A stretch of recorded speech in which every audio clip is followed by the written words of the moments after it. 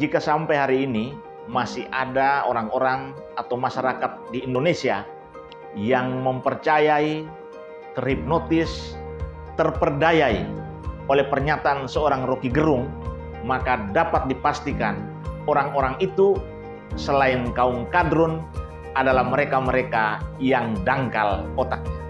Sahabat rasional, beberapa waktu lalu Roky Gerung kembali mengeluarkan celotehnya yang menyampaikan atau menyatakan bahwa Presiden Jokowi menambah beban negara. Pernyataan Roky Gerung ini ditengarai oleh analisa beliau yang menyatakan bahwa dalam kepemimpinan Jokowi, utang pemerintah Republik Indonesia bertambah. Selain itu, Roky juga menyentil tentang isu atau tindakan pemerintah yang telah menaikkan harga BBM. Roky kemudian mempertanyakan tentang bagaimana sampai pemerintah begitu tega menaikkan harga BBM ketika rakyat Indonesia saat ini sementara belum pulih, sementara belum kuat fondasi perekonomiannya akibat pandemi COVID. Bagi banyak orang, terutama kaum kadrun, mungkin pernyataan atau pertanyaan gugatan Roky Gerung ini sangat masuk akal.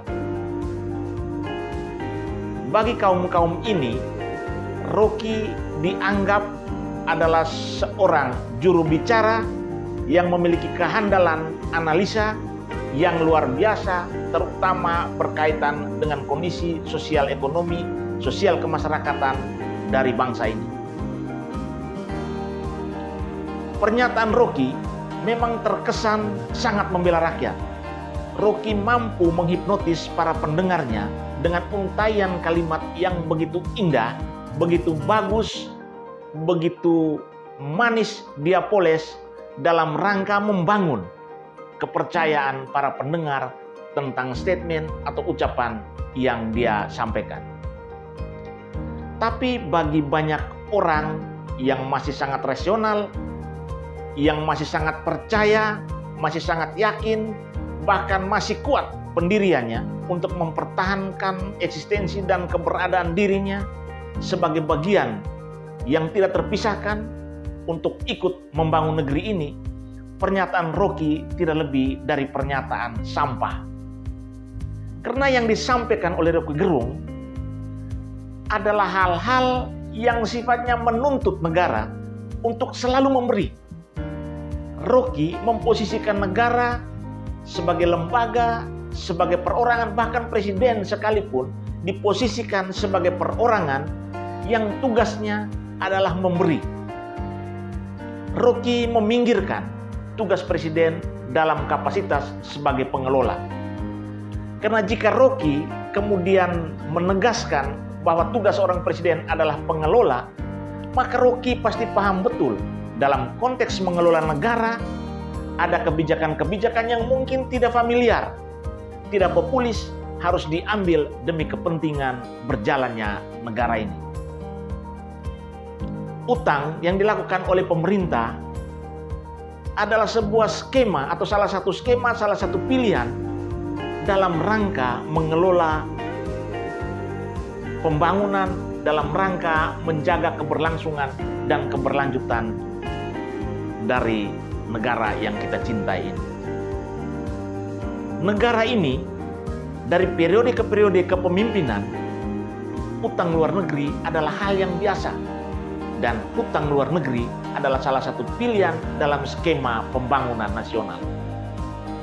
Sayangnya, ketika yang melakukan kebijakan utang luar negeri tersebut berseberangan dengan Roky, maka hal ini dianggap salah atau dosa. Memuakan memang jika kita bedah model metode pemikiran seorang Roky Gerung. Bagaimana mungkin konstruksi pemikiran yang Roky bangun tentang Jokowi memberikan beban kepada negara sambil Roky melupakan bahwa dalam konteks pengelolaan kebijakan utang, kebijakan menaikkan tarif baik listrik, BBM, ekspor impor misalnya, adalah pilihan-pilihan yang harus diambil dalam rangka menjaga keberlanjutan dan keberlangsungan bangsa dan negara ini. Pilihan menaikkan BBM adalah pilihan paling rasional ketika banyak negara di luar Indonesia saat ini sementara menderita dan menuju kebangkrutan. Pilihan menaikkan BBM adalah pilihan yang paling rasional ketika dalam kajian negara, dalam kajian pemerintah, subsidi BBM dalam bentuk Pertalite misalnya, itu hanya diperuntukkan atau dinikmati oleh golongan menengah ke atas. Sementara golongan menengah ke bawah adalah golongan yang tidak menikmati fasilitas terkait pemanfaatan BBM dimaksud. Konversi subsidi ini kemudian diberikan dalam bentuk bantuan-bantuan sosial adalah sebuah hal yang paling tepat dalam rangka menjaga dan memastikan bahwa subsidi tersebut tepat jatuh pada orang-orang yang memang layak mendapatkannya. Dalam hal ini, golongan ekonomi lemah ke bawah. Sahabat rasional, Rocky menghilangkan indikator subsidi yang peruntukannya jelas bagi kalangan ekonomi menengah ke bawah. Titik sorot Rocky hanya terfokus pada kenaikan BBM yang menyebabkan industri mengalami kemunduran, yang menyebabkan industri mengalami stagnasi, yang menyebabkan kaum konglomerat di Indonesia harus kembali merogoh koceknya lebih dalam untuk membiayai kehidupannya. Dan pernyataan Rocky yang mengatasnamakan rakyat jelata sebenarnya atau sesungguhnya hanya bungkusan saja, karena isinya Rocky sementara membela golongan atau konglomerasi.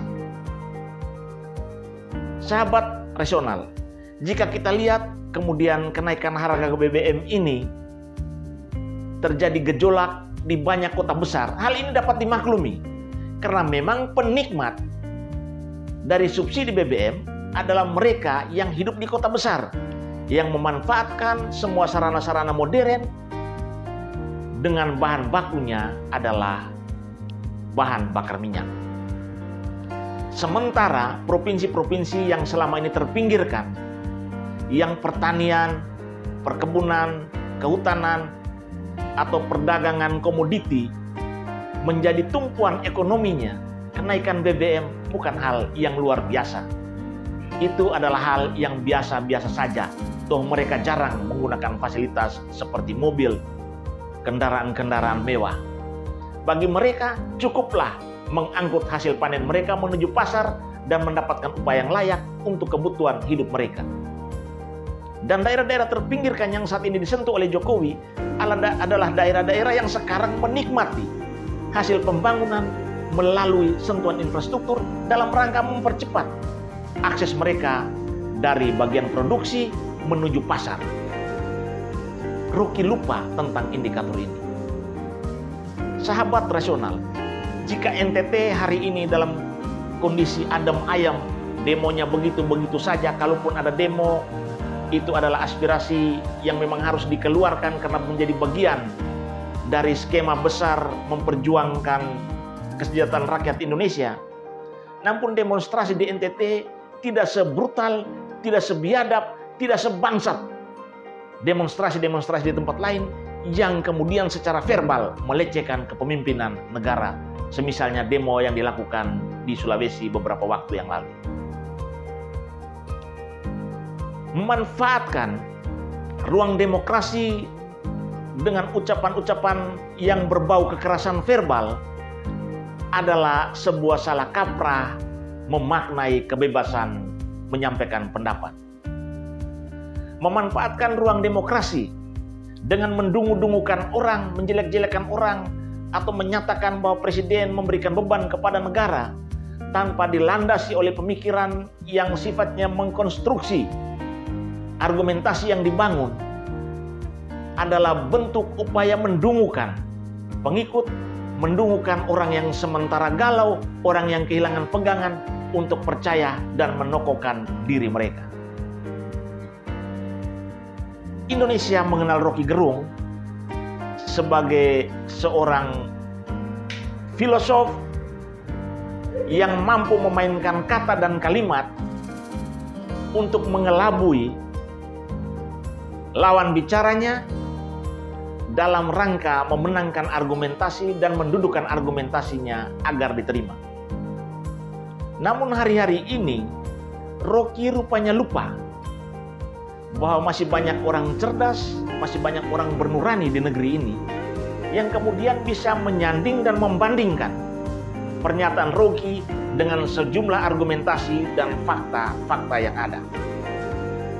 Sahabat rasional, jangan sampai kita terus dibuai oleh Rocky dengan pernyataan-pernyataan palsu, dengan bualan-bualan yang penuh kalimat retorik, dengan filsafat-filsafat yang berusaha menjejali otak kita tanpa pernah menunjukkan fakta sesungguhnya.